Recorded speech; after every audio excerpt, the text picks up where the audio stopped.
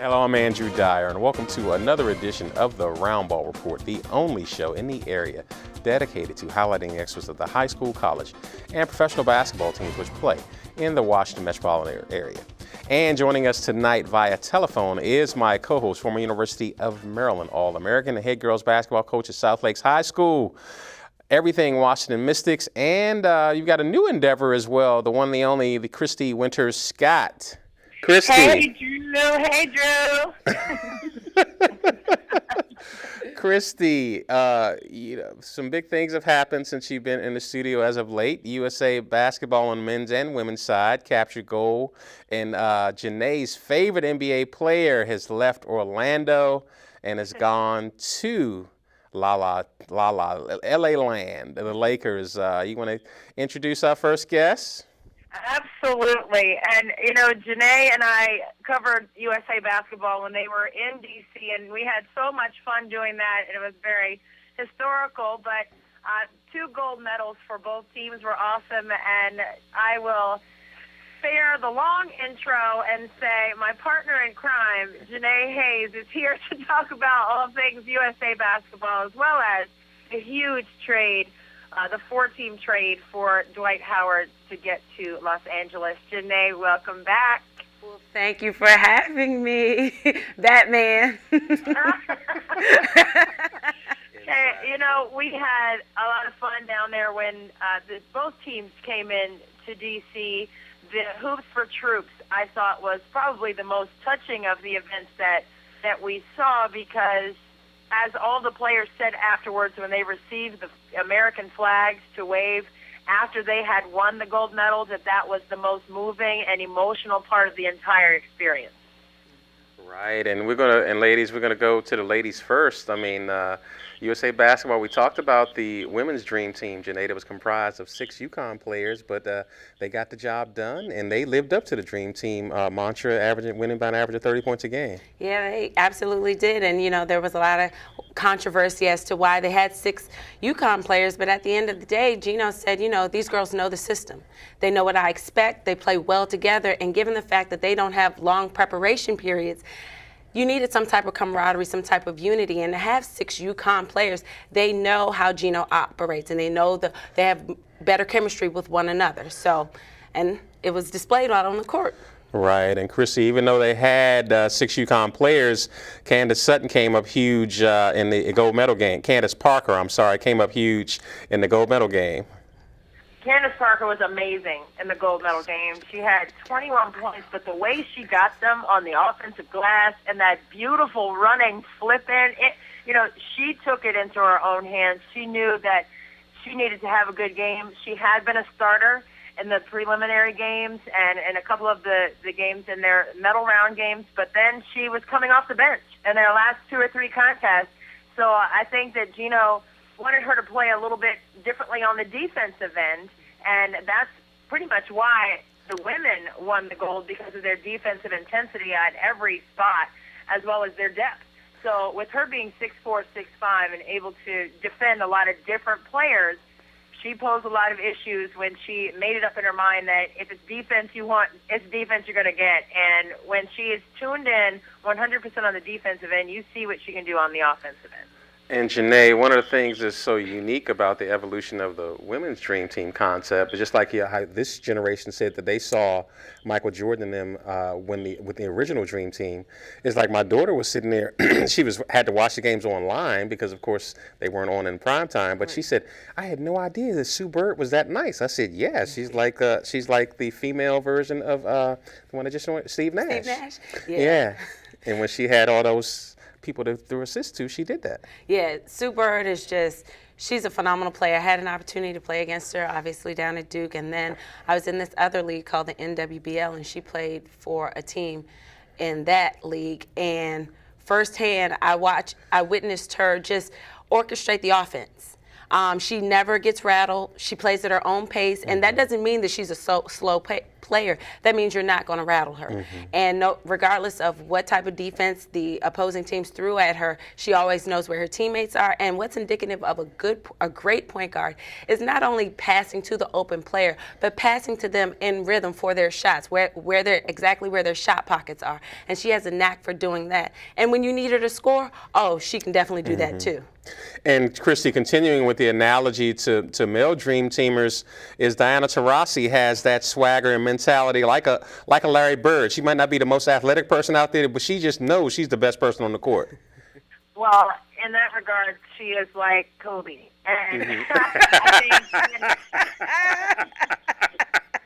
bring it to the modern day dream team. I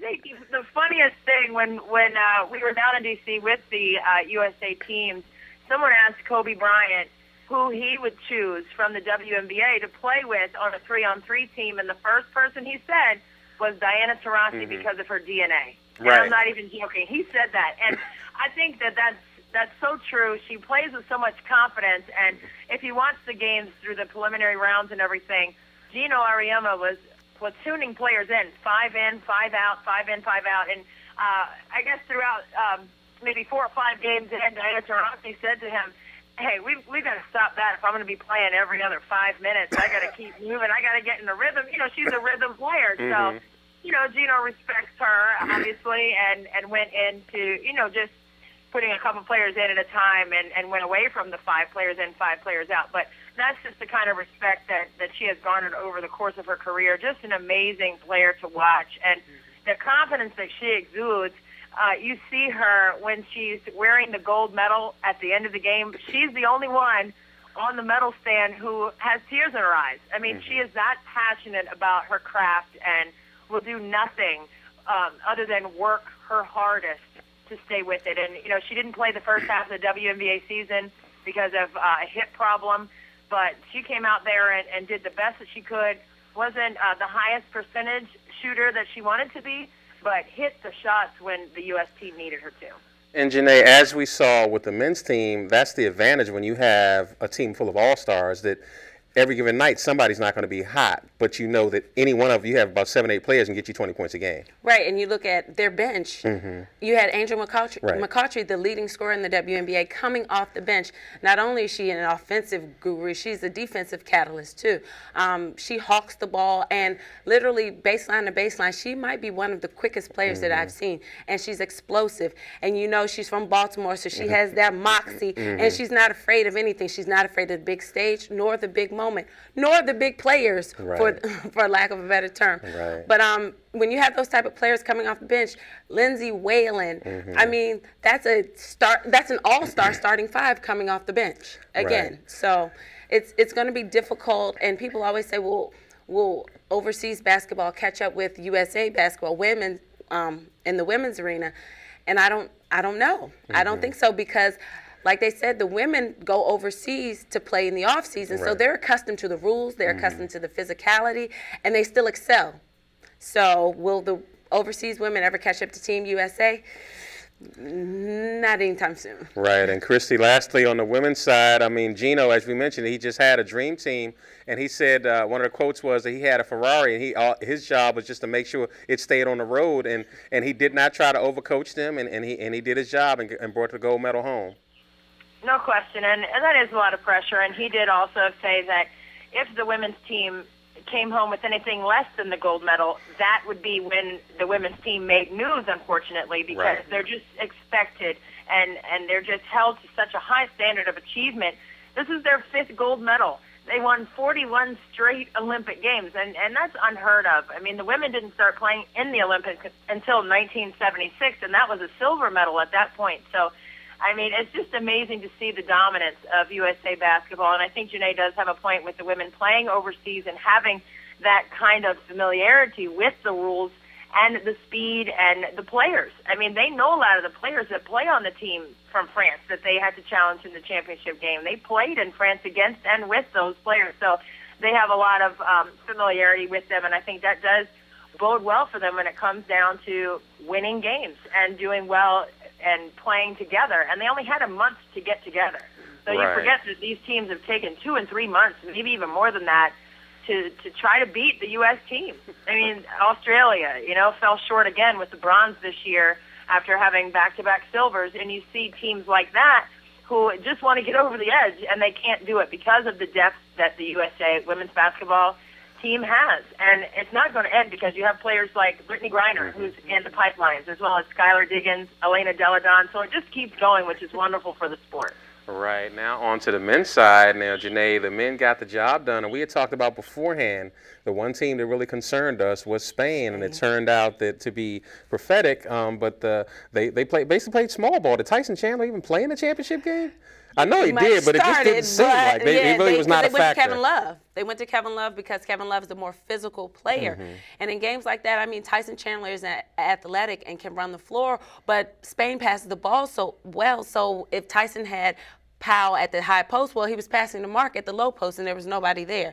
So his shot blocking effectiveness was kind of null and voided because that, you didn't have two bigs. But inevitably, I said that it would be a tough game, which it was, and USA came out on top simply because we have stars. Right.